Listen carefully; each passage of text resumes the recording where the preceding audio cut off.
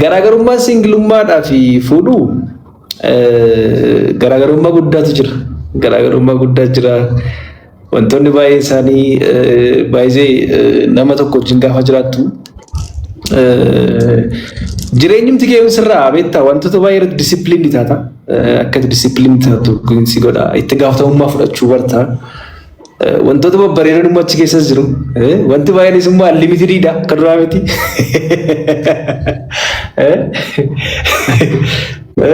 Taaphiin isaa unlimitedidha. Eeshi.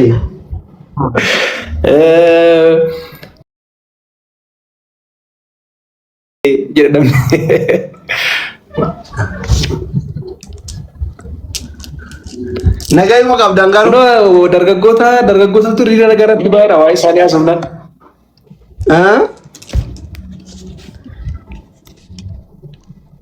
Ijoolleen dhiiraa na komachaa turani waa'ee isaanii haasofna. Maal jedhani? Dhimmuma tokko tokko dhimma sana beekta. Dhimma sana irratti haasaa oolle. Har'a moo? Eegaa si darbe. Mee maal jechaa hordoftoonni kee maal gaafachaa jiru? Dubbanna waa muraasa. Hordoftoonni kiyyaa jalqaba irratti baga nagaa dhuftan baddanii isiniin jechuu jiranii lammaffaa irratti mootu garaagarummaan gaafa Ingiliziif amma abbaa ijoollee taatanii gidduu jiru maaltu jira isiniin jiraatu. Baay'ee bareedaadha. Kun gaaffii bareedaadha. Warri baga nagaa dhufte jettan hundi keessanii guddaa galatoomaa. Thank you so much. Sin jalaa badeen ture. Egaa hojiin xiqqoo kunis hojiin biizii nagootii egaa manatti ijoollee wajjin gaafa galtu ijoollee wajjin taphattaa mana waan baay'ee jira. Kanarraa kaanee badnee garaagarummaan singilummaadhaa fi fuudhuu garaagarummaa guddaatu jira. Garaagarummaa guddaa jira. Wantoonni baay'ee isaanii baay'ee nama tokko wajjin gaafa jiraattu jireenyumti kee sirraa beektaa wantoota baay'ee disipiliinii taata. Akka disipiliinii taatu kunis godha. Itti gaafatamummaa fudhachuu barta. Wantoota babbareedan achi keessa jiru. Wanti baay'een immoo unlimitedidha kan duraa miti.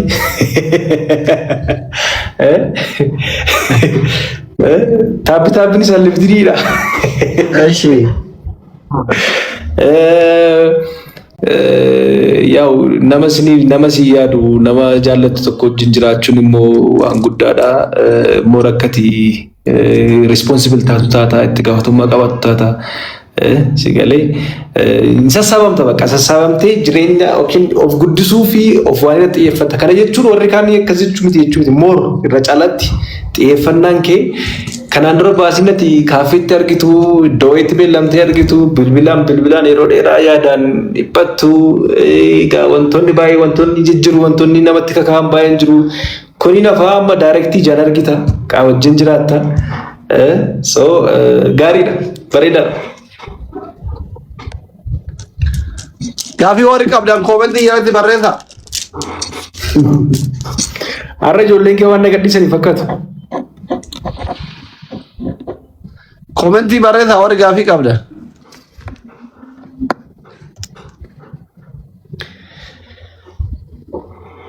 Dargaggoota keenyaa waan tokko dubbachuun barbaada. Araada keessumaa yeroo ammaa kana araada tokko shanee beektaa? Tokko shanee beektaa? Tokko shanee bara mallataa san beekaa. Tokko shan. Eeshi. Araada dargaggoonni hedduun namoota dubara dhufaaran keessaati. Yeroo ammaa kana keessumaa waa'ee fuudhuudhaan wal qabatee waan kaaftee misii kaase. Araada seeggaa yookiin fedhii ofiin ofirraa baasuu kan jedhu. Kanaan dura viidiyoo jedhe nama baay'ee dhufeera. Dargaggoonni hedduun araada kanaan qabamanii araada kam caalaa even fuudhaniillee namoonni tokko tokko araada kanaan qabamanii kanaadha manaa jibbanii yookiin immoo erga fuudhanii booddee kanaan dura fedhii ofiin ofirraa baasaan ture waan ta'eef haadha manaa kee yookiin jaartii kee bira gaafa deemu naaf ka'uu dide qaamni isaa laaqoo jedhanii kan dhufan namoota hedduu jira. Na torban kana irratti keessiin kun baay'achaadhaaf hin dubbadhee yaa'u egaa araadni kuni araada baay'ee cimaadha rakkisaadha. keessattuu dhiibbaa garaagaraa namarraan geessisuu danda'a.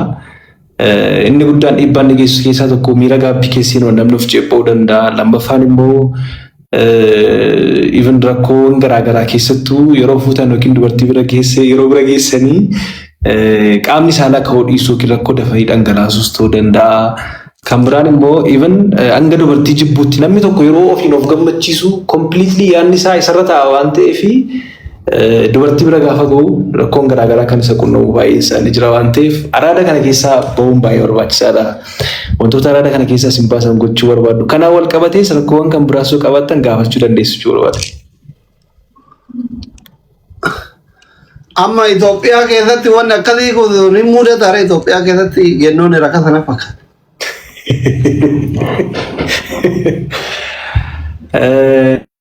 Kan si dhufu ijoollee waggaa 13 jalqabee amma jaarsa guddaatti amma jaarsa nama waggaa 40-50 kan rakkoo kanaaf saaxilamu jiru baay'ee isaanii jira. Innaa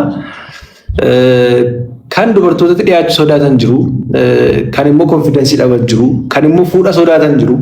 Galee miti yookiin dubartiitti dhiyaatanii fuudha sodaatan jiru. Yaa ogaa miiradha. Namni baay'ee rakkoo kana yeroo tokko lama keessummeessuu danda'a. Miiradha. Miira isaa fakkeenyaaf keessattuu yeroo jaalala fageenyaa kanaan namoonni bilbila yeroo haasa'anii bilbila isaaniirraa fiilmiiwwan poornoogiraafii garaagaraa kan ilaalan jiraachuu danda'u. Dubartii garaagaraa miidiyaa kanarraa arganii wantoonni miidiyaa kanarratti gadhiifaman baay'ee isaaniis immoo yoo ilaalte selektiivii miti. Ijoollee waggaa dargaggoonnis dargaggootaafis hin dhufaa yeroo waan tokko argan jechoota garaagaraa miira salqunnamtiin nama kakaasaa yeroo dhaga'anitti wantoonni akkasii dhiibbaa geessisuu danda'a. Egalee kanaaf kun immoo deemee dhiibbaan booddee miidhaa qalbiidhaa fi akkasumas immoo gaa'ela hariiroo jaalalaaf hariiroo gaa'elaa keessatti dhiibbaan ni geessisu guddaadha waan ta'eef kanaaf of eeggannoo gochuun baay'ee barbaachisaadha.